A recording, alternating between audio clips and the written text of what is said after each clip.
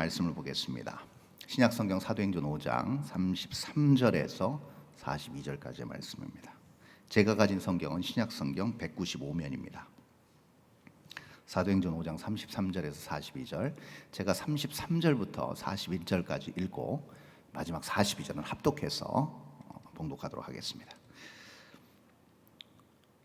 그들이 듣고 크게 노하여 사도들을 없이하고자 할세 바리새인 가말리엘은 율법교사로 모든 백성에게 존경을 받는 자라. 공회 중에 일어나 명하여 사도들을 잠깐 밖에 나가게 하고 말하되 이스라엘 사람들아, 너희가 이 사람들에 대하여 어떻게 하려는지 조심하라. 이전에 드다가 일어나 스스로 선전하매 사람이 약 400명이나 따르더니 그가 죽임을 당함에 따르던 모든 사람들이 흩어져 없어졌고, 그 후 호적할 때에 갈릴리의 유다가 일어나 백성을 꿰어 따르게 하다가 그도 망한즉 따르던 모든 사람들이 흩어졌느니라. 이제 내가 너희에게 말하노니 이 사람들을 상관하지 말고 버려두라.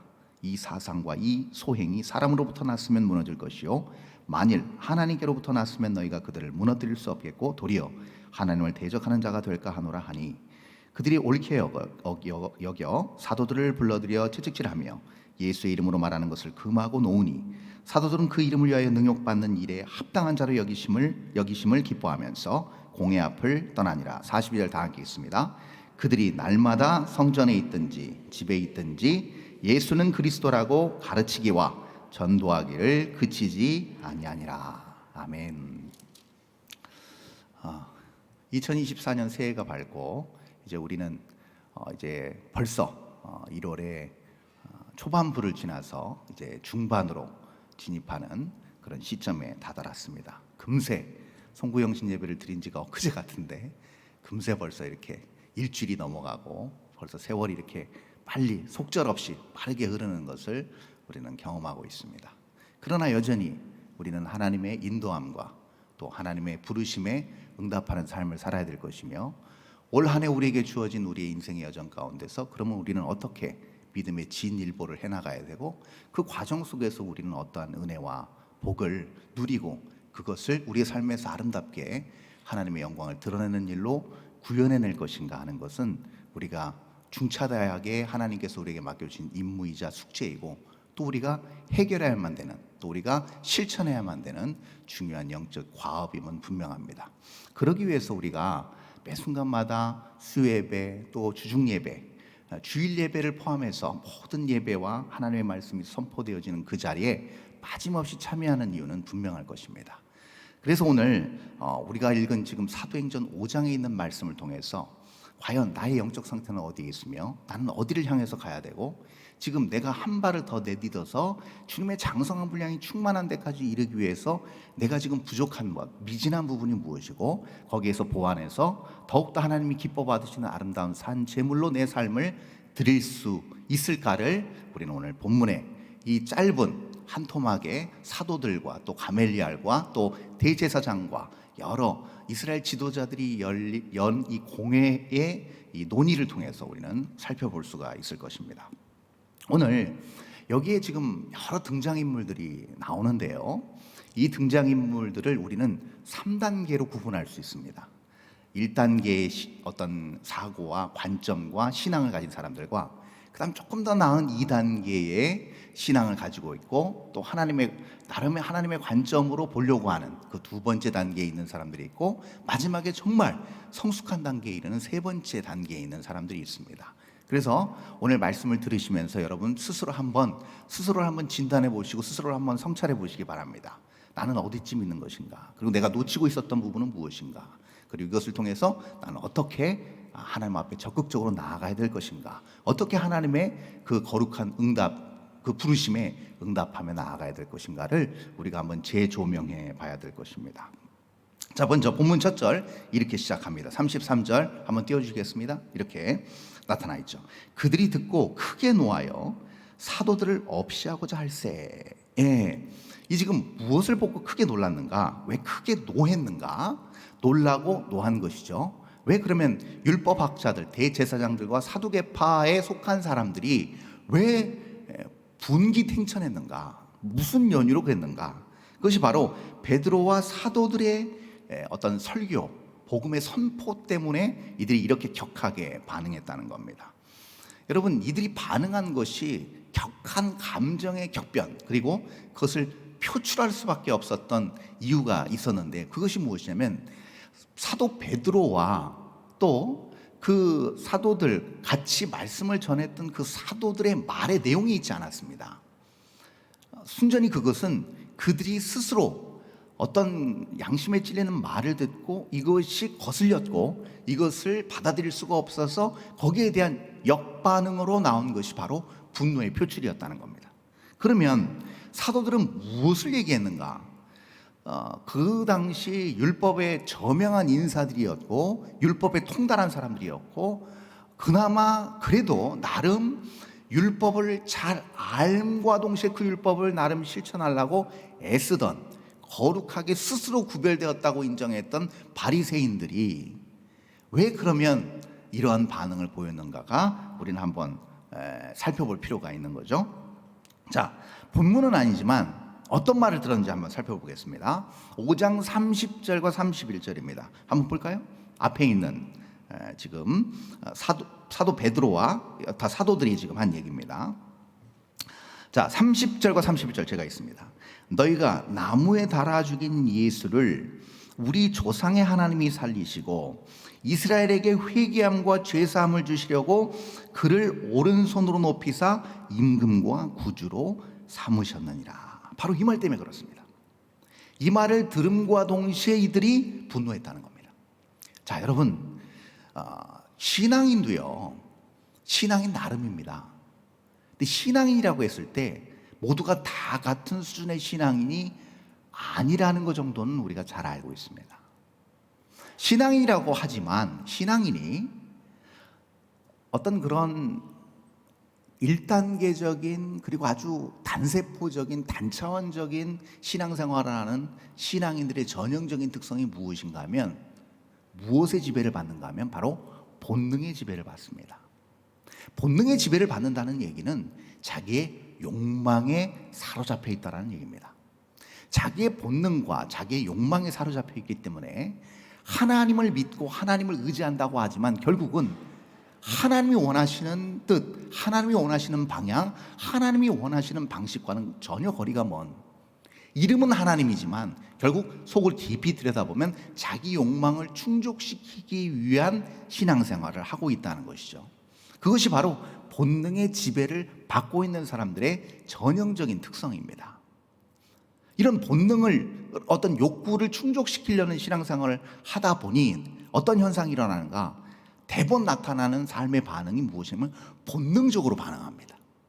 그러니까 이성이나 어떤 지성의 지배, 어떤 윤리와 도덕의 지배하에 있기보다는 자기 본능이 더 앞서고 본능이 더 강력하게 표출되다 보니까 자기의 감정을 격하게 드러냅니다. 말을 함부로 합니다. 그리고 자세와 태도와 공손함이, 또 상대를 배려할 수 있는 마음이 없습니다. 모든 것은 다 이기적으로 생각합니다. 그래서 하나님이 나만 복을 주시고 나에게만 은혜를 베푸시고 나만을 보호하시는 생각에 사로잡혀 있습니다. 그 내면 깊숙이 그 정곡을 그대로 들여다보면 그 사람 마음속에 무엇이 있는가? 자기 본능을 충족시키려는 욕구로 가득 차 있다는 거죠. 그러면 이 본능을 충족시키는 욕구에 가득 찬 사람들의 전형적인 이렇게 발끈하는 특성이 무엇인가 하면 바로 아까 31절 다시 한번 띄워주시겠어요? 본문은 아니지만 아까 31절. 자, 이렇게 나타났죠. 이스라엘에게 회개함과 죄사함을 주시려고 그를 오른손으로 높이사 뭐예요? 임금과 구주로 삼으셨느니라. 자, 지금 사도들이 무슨 얘기를 하고 있습니까? 너희가 나무에 달아 죽인 예수를 누가 올리셨다? 너희가 믿는 하나님이 임금과 구주로 삼으셨다는 겁니다. 왜요? 분명하게 색깔 칠해놨습니다. 회개함과 죄사함에 이르게 하려는 이유 때문이라는 겁니다. 여기서 발끈한 겁니다. 왜냐면요, 이 지금 본능에 충실하고 본능의 지배를 받는 사람들의 전형적인 특성이 무엇인가 하면, 무엇이 그들의 분노를 일으키는가 하면, 그들은 전형적으로 회개와 죄의 돌이킴과 스스로의 부족함과 연약함에 대한 성찰이 전혀 없습니다. 욕구대로 무엇인가를 다 판단하고 생각하고 결정하고 그렇게 욕구에 따라서, 욕망에 따라서 살아가기 때문에 그 욕망으로 점철되고 욕망으로 완결되어진 죄, 그것을 건드릴 때 이 사람들은요, 거기에 대해서 굉장히 격하게 반응할 수밖에 없습니다. 쉽게 말하면 이거죠. 왜 그렇게 삽니까? 왜 하나님 앞에서 그렇게밖에 살지 못합니까? 왜 욕망을 따라서 그렇게 삽니까? 왜 이렇게 욕심을 따라 이기적으로 그렇게 살아갑니까? 하나님이 그렇게 살려고 말하셨습니까? 그렇지 않지 않습니까? 라고 얘기했을 때 거기에 대해서 큰 분노를 야기하게 된다는 겁니다. 그래서 자기 욕망에 따라서 거침없이 여기에 대해서 격하게 반응합니다. 그러면 자기의 욕망에 따라서 그 욕망의 지배를 받아서 격하게 반응할 때 나오는 그 다음 반응이 무엇인가 하면 바로 폭력입니다. 그래서 여러분, 종교의 이름으로 수많은 폭력들이 난무한 세계의 역사를 우리가 보고 있습니다. 그렇죠? 지금도 현존하는 수많은 어떤 나라와 나라, 또 개인과 개인 간의 어떤 분쟁과 갈등의 깊은 어떤 뿌리는 어디에 두고 있습니까? 그것은 다름 아닌 바로 자기 스스로를 돌아보지 못하고 거기에서 격하게 반응하는 반응을 넘어 폭력적으로 나타나는 그런 모든 욕망과 또 자기의 어떤 이기심에 근거한 것들로 나타나는 많은 행태라는 겁니다. 그것이 사람을 죽이기도 하고 민족 전체를 말살시키기도 하고 이기적으로 자기 어떤 영역을 더 구축해 나가는 그런 악한 모습으로 계속 변모해 나간다는 겁니다. 여러분, 이 세상은 어떻습니까? 마찬가지입니다. 멀리 갈 곳도 없습니다. TV만 보면 뭐가 나옵니까? 이 세상의 모든 프로파간다라고 하는 모든 광고와 물건 하나를 파는 모든 그런 어떤 사람들을 매혹시키는 모든 3분짜리 1분짜리 광고 하나도 뭘 얘기하고 있습니까? 사람들의 욕망을 자극합니다. 사람들의 욕구를 자극합니다. 그리고 무엇을 얘기합니까? 무조건 많이 사라는 겁니다. 많이 채워놓으라는 겁니다. 많이 구축해 놓으라는 겁니다. 여러분, 그거요, 몇백 개 사도요, 그거 혼자 다 못 씁니다. 많은 것들을 비축하고 쌓아놔도 예수님 말씀하신 것처럼 오늘 이 밤에 너를 부르면 그 많이 쌓아둔 모든 것들 다 어떡하겠느냐. 몇백 명이 먹을 것을 혼자 깔고 먹는 것, 이것이 이 세상이 추구하는 바입니다. 욕심을 내라는 겁니다. 축적해 놓으라는 겁니다. 당신만 잘 먹고 잘 살면 된다는 겁니다. 무한 경쟁 속에서 살아남으려면 그렇게 해야 된다고 얘기합니다. 모든 것은 다 다다익선이라고 얘기합니다. 많은 것이 좋은 것이고 최선이 좋은 것이고 으뜸이 좋은 것이라고 얘기한다는 것이죠. 다 무엇인가? 욕구를 충족시키고 욕망을 부추기는 이 세상의 악한 세태임을 우리는 알 수가 있습니다. 그러니 자기의 윤리와 도덕과 자기의 어떤 마지막 남은 일말의 자존심까지, 마지막에 그 양심까지도 버리고 그것을 추구하며 나아가는 삶이 너무나도 이 세상에 팽배해 있다라는 겁니다. 그래서 사람이 사람답게 살지 못하고 하나님의 형상을 망가뜨리는 삶을 버젓이 행하고 있다라는 겁니다. 이것이 우리가 보고 있는, 어떻게 보면 저기 아래의 1차원적인 신앙 상태에 머물러 있는 연약한 사람들의 모습이라는 것이죠. 예수를 믿는다고 하지만 이 욕망의 굴레에서 빠져나오지 못하면 그렇게 우리는 교회 안에서도 심지어 심한 막말을 할 수 있고 교회 교우들에게도 감정을 격하게 드러낼 수 있고 그것이 상처가 되고 아픈 어떤 많은 고통을 안겨다 줄 수 있는 겁니다. 이러한 것들을 율법을 잘 안다고 해서, 그리고 율법을 실천하기 위하여 노력을 한다고 해서 그것이 다 온전해지는가?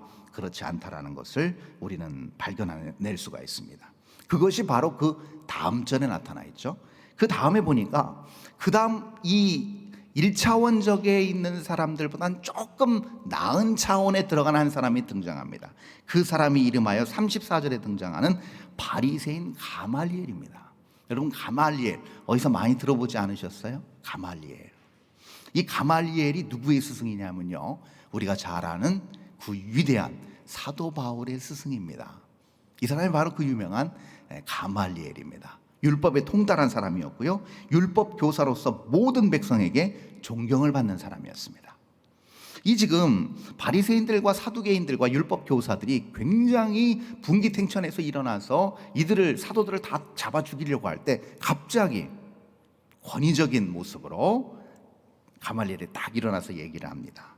그 얘기를 할 때 사도들을 잠깐 밖에 나가 있게 하고 이렇게 38절 39절에서 얘기합니다. 우리 한번 읽어볼까요? 38절 39절 시작.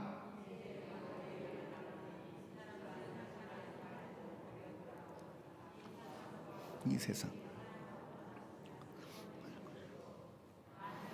깨로부터 났으면 너희가 그들을 무너뜨릴 수 없겠고 도리어 하나님을 대적하는 자가 될까 하노라 하니. 네, 가말리엘입니다. 가말리엘이 굉장히 의미심장한 말을 던졌고 굉장히 하나님의 관점으로 아주 믿음이 깊은 듯한 얘기를 하고 있습니다. 근데 이 말만 잘라서 보면 마치 가말리엘이 하나님의 뜻을 알고 사도들을 하나님의 뜻 안에서 보호하려는 듯한 모습으로 비춰질 수 있습니다. 근데 그렇지 않습니다. 왜냐면요, 지금 가말리엘이 누구를 예로 들고 있습니까? 36절 37절에서 드다의 예를 들고 있습니다. 그리고 37절에서는 갈릴리의 유다의 예를 들고 있습니다. 그러면서 뭐라고 얘기를 해요? 예수님이 오시기 전에도 사람들을 선동해서 율법 교사들과 모세 율법에 통달한 사람들과는 전혀 다른 방식으로 사람들을 미혹했던 이들이 있었다는 겁니다. 근데 이들이 죽자마자 다 흩어졌다는 거예요. 무려 400명이나 되는 사람들이 추종하고 따랐는데도 불구하고 그 당사자가 죽자 다 흩어졌다는 것이죠. 자, 이 얘기는 무슨 얘기를 하고 있냐면 이겁니다. 예수님을 그 정도의 조금 도에 도통한 사람 정도로 보는 겁니다.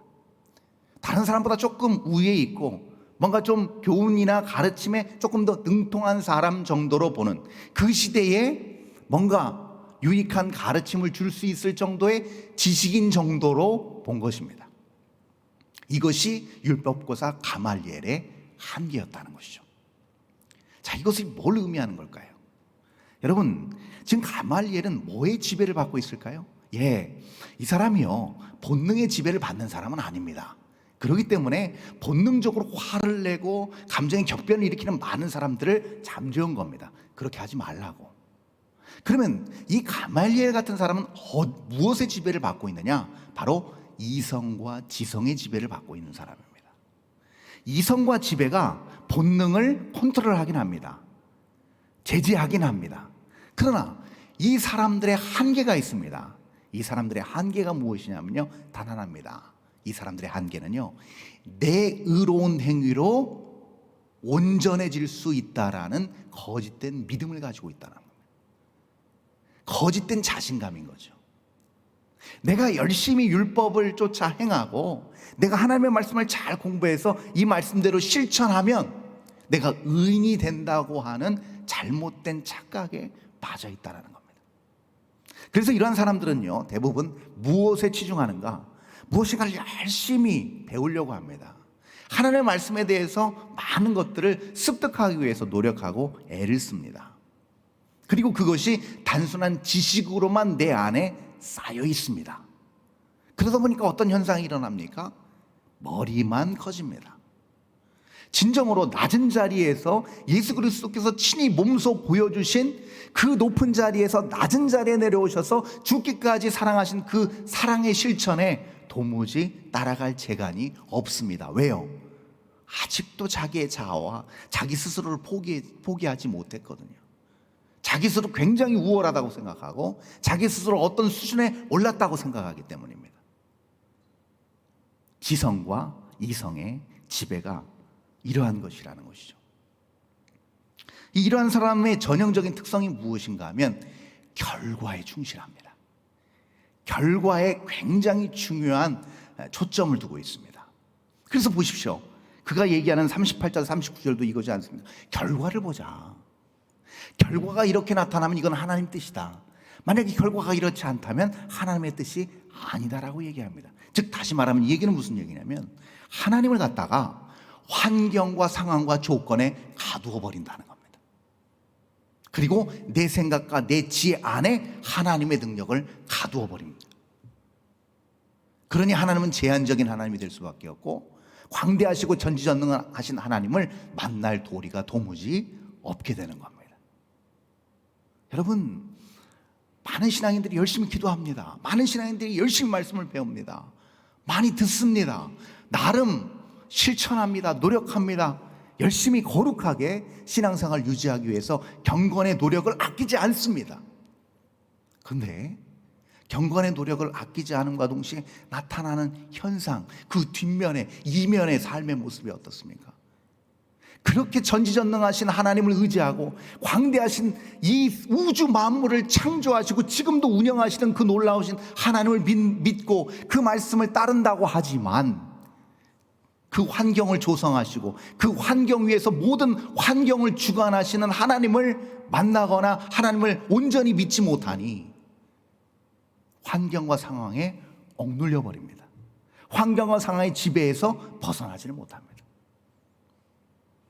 여전히 몸이 아프면, 여전히 경제적으로 힘들면, 여전히 내 앞길이 풀리지 않으면, 여전히 자녀들이 온전히 내가 원하는 방식으로 아름답게 내가 뜻하는 바대로 자라나지 못하면, 내 삶이 내가 추구하는 방식대로, 내가 원하는 방식대로 그것이 하나님의 뜻인 양 형통하게 되지 못하면 거기에 대해서 큰 실망감과 거기에 대해서 큰 어떤 낙심을 감추지 못한다는 겁니다. 그래서 한숨을 내쉬고 힘 빠진 채로 기쁨과 감사는 온데간데 없이 그냥 해야 되기 때문인 의무적 신앙생활을 계속 이어가고 있다는 겁니다. 자, 이 말을 반대로 뒤집어서 무엇인가 형통하고 무엇인가 복을 받은 것 같고 남들이 다 부러워하는 어떤 은혜를 충만히 받은 그런 삶이 마치 내가 무엇인가를 하나님 앞에 잘해서, 내가 무엇인가를 하나님 앞에 열심히 기도해서, 내가 무엇인가 하나님 앞에 예뻐 보여서 하나님이 나에게만 복을 주시고 내가 의인이고 내가 어떤 영적인 수준이 올라갔기 때문에 이 정도로 하나님이 복을 부어주신다는 교만한 생각에 또한 사로잡혀 있다는 겁니다. 안타깝게도 역시 똑같은 부류입니다. 환경과 상황과 조건이 그를 지배하고 있는 겁니다. 그래서 만약에 욥을 시험하신 하나님께서 동일하게 그러한 사람의 모든 것들을 하루 한날에 다 앗아가 버리셨을 때 과연 그 사람이 욥처럼 주시니도 여호와시오 가져가시니도 여호와시니 여호와의 이름이 찬송을 받을 것입니다라고 동일하게 고백할 수 있을지는 여전히 우리에게 의문인 것이죠. 자, 그렇다면 우리는 무엇을 추구하며 나가야 될 것인가? 이러한 삶들을 지양하고 그럼 궁극적으로 우리의 최종적인 하나님이 원하시는 삶을 향하여서 그 부르심에 우리는 어떻게 응답하며 나아갈 수 있을 것인가? 그것이 바로 마지막 본문 마지막 부분에 있는 41절에 나타나 있습니다. 우리 한번 41절 사도들의 반응을 한번 볼까요? 자, 다 함께 읽습니다. 시작.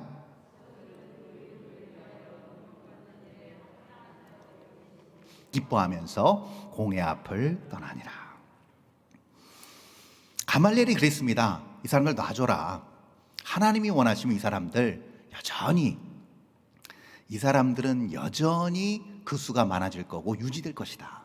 그러나 하나님의 뜻이 아니면 이 사람들 다 흩어질 것이다 라고 얘기했음에도 불구하고 대제사장들과 율법교사들이 그냥 내보낼 수 없어서 매로 때립니다. 사도들을 매로 때리고 그리고 엄금을 시킵니다. 절대 예수의 이름으로 어떤 가르침도 백성들에게 하지 말라라고 엄금을 시키고 이 사람들을 석방해 줍니다. 여러분 생각해 보십시오. 무엇을 잘못했습니까? 사도들이. 그렇죠? 하나님의 말씀에 순종해서 하나님의 뜻대로 이들은 복음을 전했고 그리고 죄 없이 감금당했고 모욕과 수치를 당했고 심지어는 매로 맞았습니다. 그러면 이 정도 되면요 굉장히 위축될 겁니다. 그렇죠? 굉장히 실망할 겁니다. 왜냐하면 물리적인 고통과 아픔과 또 정신적인 위압감이 이들을 내내 짓눌렀을 것이기 때문입니다. 그러면 객관적으로 상식적으로 판단했을 때 이들은 도무지 기쁨이라는 것을 표현해낼 수가 없었을 것입니다. 그렇지 않겠습니까, 여러분? 어디 가서 어떤 사람이 내 차에 툭 실수로 추돌을 해도 기분 나쁘고 그날 하루 종일 마음이 별로 안 좋고 가슴이 떨리고 힘든데, 생각해 보십시오. 묶어놓고 매로 계속 아무 죄도 없는 내가 맞아야 되고 많은 유혹과 많은 모욕을 당한다고 생각해 보십시오. 기뻐할 수 있을까? 이 상황에서 절대 쉽지 않을 것입니다. 근데 오늘 본문 41절은 보십시오. 이 기쁨을 더 노골적으로 수식해 놓고 있습니다. 이 기쁨의 원천이 뭐라고 얘기해요? 이유를 얘기합니다. 예수 그리스도의 이름을 위하여 능욕받는 일에 합당한 자로 여기심을 받았기 때문에 기뻐한다. 이해가 되지 않습니다. 이게 도대체 무슨 말일까? 여러분, 마지막 3단계에 들어간 사람들입니다. 최종 단계에 들어간 사도들의 모습을 볼 수가 있습니다. 이 최종 단계에 들어간 사람들은요, 누구의 지배를 받는가? 그리스도의 영, 성령 하나님의 지배함을 받는 사람들입니다. 그렇기 때문에 이런 상황에서 주의 이름으로 능욕받는 것을 기뻐할 수 있는 생각과 관점과 능력과 감정이 생기는 겁니다.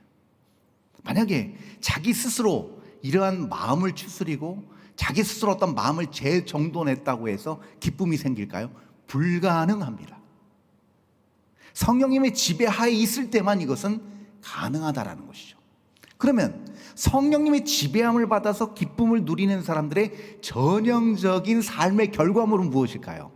여러분, 의아하실 겁니다. 무엇인지 궁금하시죠? 그것은 무엇이냐면 너무 심플해요. 바로 기도의 응답입니다. 놀랍죠? 성령의 지배함을 받는 사람들이 환경과 상황과 여건과 조건을 뛰어넘어 그것을 초월해서 기뻐할 수 있는 이유가 무엇이라고요? 기도의 응답입니다.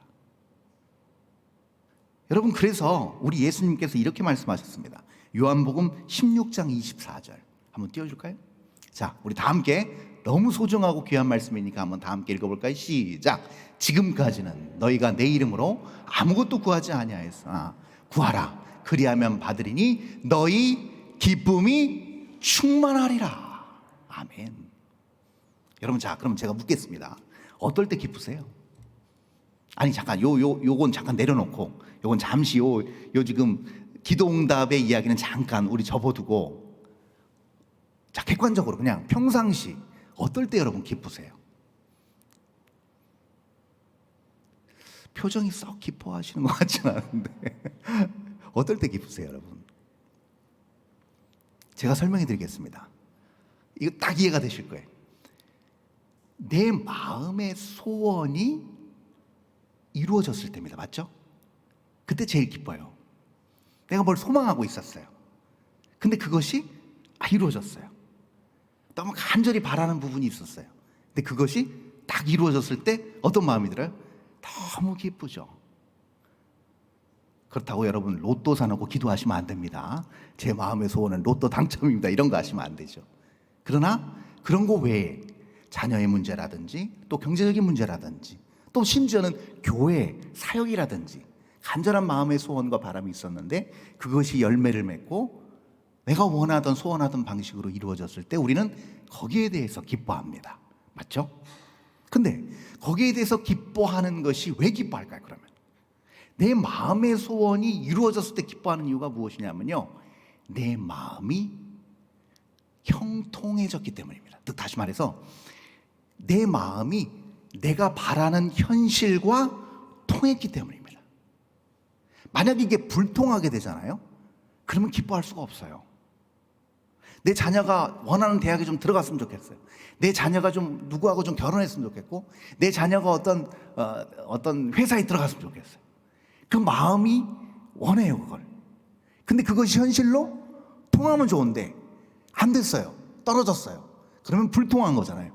그러면 기뻐할 수가 없는 겁니다. 그럼 여러분, 어떨 때 가장 기쁨이 크고 지속되겠습니까? 서로 상호 간에 통하면서 지속될 때입니다. 그럼 예를 들어서 이거예요. 내가 어떤 여인을 사랑해요. 근데 궁금해요. 저 여인도 나를 사랑할까? 근데 고백했어요. 자기야, 나 자기 사랑해 했는데 그쪽에서도 아무개씨 저도 당신을 사랑해요. 이러면 어떻게 할까요? 그 기쁨은 말할 수가 없을 겁니다. 서로가. 그렇죠? 서로의 마음이 통한 겁니다. 근데 그 서로의 마음이 통해서 어떻게 해요? 백년 가약을 맺고 한 가정을 이루고 평생을 같이 그 사랑하는 마음으로 한 곳을 바라보며 가요. 기쁨이 넘치는 삶이 되겠죠. 그런데 생각해 보십시오. 그 마음이 통하는, 상호 간에 통하는 작용이 100년 가약이 아닌 200년, 300년, 1000년 영원하다고 생각해 보십시오. 그 기쁨은 누구도 앗아갈 수도, 그리고 그 기쁨은 언제나 그 자리에 있을 수도 없습니다. 영원히 충만한 상태로 지속된다는 거죠. 그러면 기도란 무엇인가? 다른 게 아닙니다. 하나님은요, 속절없이 하나님의 일을 이루어 가실 겁니다. 여전히 이루어 가십니다. 빈틈없이, 정확하게, 오차 없이 진행해 나가십니다. 그러면 기도는 뭐 하는 건가? 기도는 다른 작업이 아닙니다. 기도의 응답이란 뭔가? 내가 기도하면서 엎드리면서 그 하나님의 놀라운 대업이 무엇인지 깨닫고 거기에 마음을 통과시키는 작업입니다. 그러면 그 마음이 통과되었을 때 예수 그리스도 이름으로 기도합니다, 아멘 하고 처문을 돌았을 때 우리는 벌써 뭐가 와요? 응답이 옵니다. 마음의 평안과 기쁨으로 가득 넘치게 됩니다. 왜요? 확신이 와요. 왜요? 하나님께서는 빈틈없이, 실수 없이 모든 일을 진행해 나가실 것을 알기 때문입니다. 믿기 때문입니다. 그렇기 때문에 하나님의 마음을 깨닫는 순간, 나도 그 마음과 합일되는 순간 평화와 기쁨과 감사가 넘쳐 흘러요. 그래서 사도 바울이 데살로니가 전서에서 얘기합니다. 5장에서 항상 기뻐하라, 쉬지 말고 기도하라, 범사에 감사하라. 이 세 개가 따로 있는 게 아니라 그래서 맞물려 있는 겁니다. 기도의 응답을 통해서 항상 그것이 맞물려서 뭐가 돼요? 이는 그리스도 예수 안에서 너희를 향한 누구의 뜻이다? 하나님의 뜻이다. 그러므로 기쁨과 기도와 감사는 다 무엇과 연결되어 있다는 거예요? 하나님의 뜻을 발견하는 그 자리와 연결되어 있다는 겁니다. 그러면 어떻게 될까요? 하나님과 마음이 통함으로 형통함을 누리게 되죠. 그러니 감사와 기쁨이 충만할 수밖에 없게 되는 겁니다. 아무리 모욕을 당해도, 아무리 물리적 고통을 당해도 예수의 이름으로 내가 이 일에 쓰임받을 수 있고 이 자리에 있을 수 있고 이 모욕과 수치를 감당할 수 있는 이 자리에 있는 것이 너무나도 큰 기쁨이 될 수밖에 없는 겁니다. 그래서 이 기쁨을 세상에 앗아갈 수도 감당할 수도 없게 되는 것이죠. 그렇게 됐을 때 이들의 삶은 어떤 식으로 점점 견고해져 가는가? 그것이 오늘 본문 마지막 42절에 나타나 있습니다. 우리 본문 42절 한번 다 함께 읽어볼까요? 시작.